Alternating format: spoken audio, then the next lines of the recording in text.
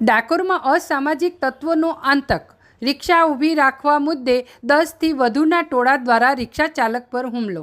Dakor police સ્ટેશનથી ફક્ત 100 metre દૂર બેખોફ બનેલા અસામાજિક તત્વો દ્વારા હુમલો। સમગ્ર મારામારીનો ઘટનાનો લાઈવ વિડીયો આવ્યો સામે। દુકાન આગળ રિક્ષા ઊભી રાખતા બે ભાઈઓએ કરી હતી તકરાર। રિક્ષા ચાલક સુનિલભાઈ પટેલે બોડાણા સ્ટેચ્યુ નજીક દુકાન પાસે ઊભી રાખી હતી રિક્ષા। દુકાન માલિક દીપ ડબગર અને ધવલ ડબગરે રિક્ષા ચાલક સુનિલભાઈને અપશબ્દો બોલી રિક્ષા હટાવવા કહ્યું।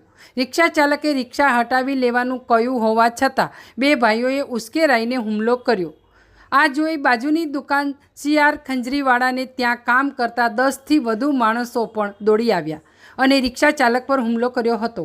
રિક્ષા ચાલકના મિત્રએ વચ્ચે પડીને રિક્ષા ચાલકને બચાવ્યો હતો। આ સમગ્ર મામલે ડાકોર પોલીસ સ્ટેશનમાં ગુનો નોંધાતા પોલીસે આગળની વધુ કાર્યવાહી હાથ ધરી। અહેવાલ સંજય ચુનારા, ખેડા, ડાકોર।